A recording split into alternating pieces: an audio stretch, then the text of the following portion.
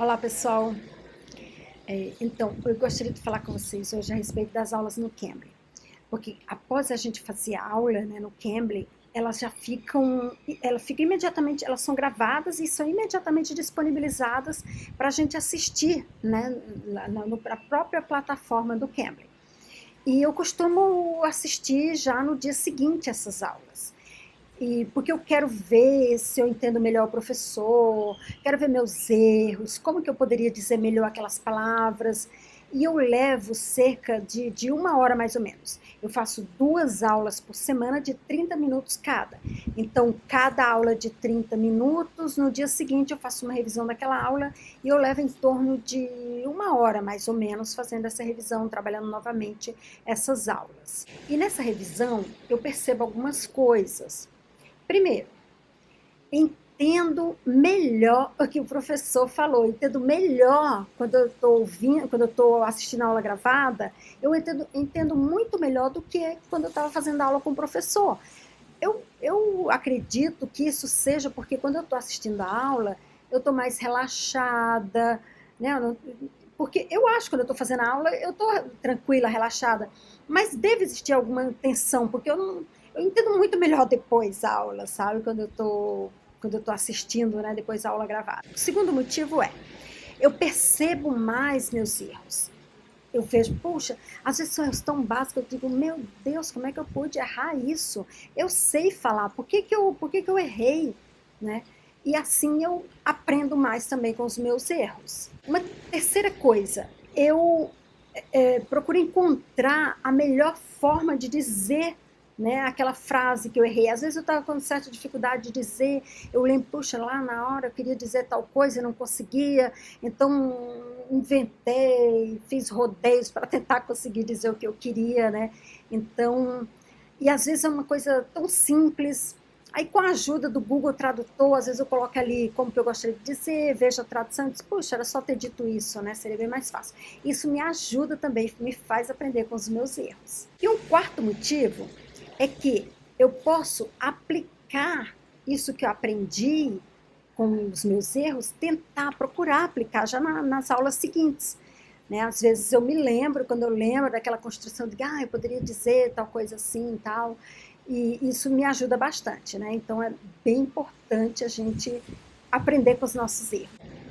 Então, para vocês terem uma noção melhor de como que eu faço essa revisão, eu quero deixar aqui alguns trechinhos, né, de aulas onde eu cometi alguns erros assim bem básicos, mas e como que eu faço? Eu vejo aquele erro, como que eu faço? Eu estou deixando tudo aqui na sequência para vocês darem uma olhadinha, assim na prática, como que eu faço. E caso você queira testar o Cambly, eu deixo o link na descrição do vídeo, que com esse link você pode fazer uma aula de 10 minutos gratuitamente com algum professor do Cambly. Tá? Então, veja agora esses trechinhos da aula na prática, como que eu faço esse meu estudo, né, essa revisão dessas aulas gravadas do Cambly. It's a cloudy, it is an overcast day today Ok, and here is totally blue without cloud. without clouds. Okay. Yeah, the sunny day. For me, it was raining in the morning, Oh, and then after it's just been overcast and humid. uhum. Nesse ponto eu queria dizer que faz dias que não chove aqui. Tem muito tempo que não chove. Eu não sabia como dizer isso na hora, então eu inventei assim. Here, today, um, um, I don't know how I can say. Uh, there are many days that no rain. Ao rever essa aula, né, eu eu lembrei dessa minha dificuldade, né? Essa dificuldade tremenda que eu tive de dizer o que eu queria nesse momento. Então eu coloquei no Google Tradutor a frase que eu gostaria de dizer. E aí eu percebi que a melhor forma seria dizer no present perfect, encaixaria bem aqui. E a melhor frase, a melhor forma de dizer então seria: It hasn't rained here for many days.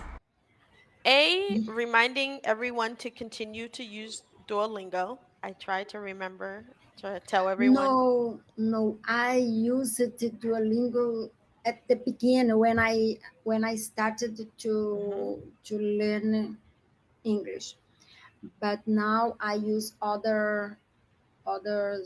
apps, Elsa, Elwa, English Conversations.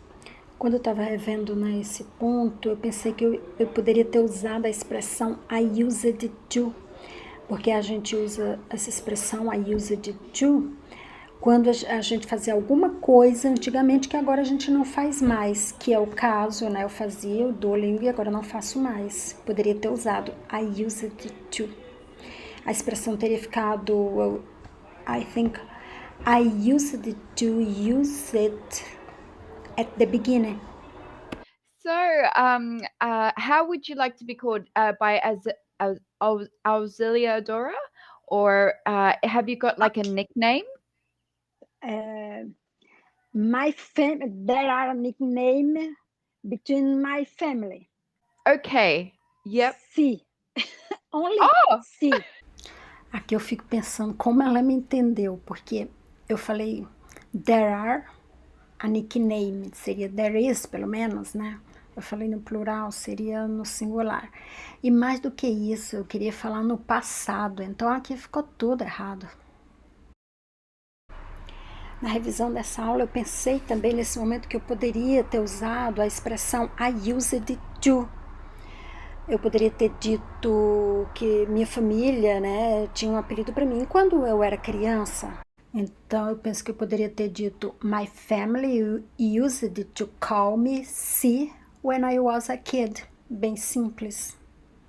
Okay, why is that? My sister, my younger sister, can't to pronounce my name, Auxiliadora. Oh, She said okay. only si. E aqui também eu percebi muitos erros, né? Eu usei can't, quando na verdade eu queria falar no passado, então seria couldn't. E também falei can't to pronounce. E não usa o to, não usa o verbo no infinitivo quando a gente usa o modal verb, que é o caso do can. The sun is just coming up. Yeah. 5, 4, 3. My gosh. Yes, I start early.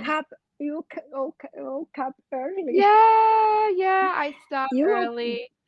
Did you wake up early every day? Yes, pretty much. Yes, I do. E aqui também perguntei errado, né? Perguntei com did no passado, quando deveria ter perguntado com do no presente.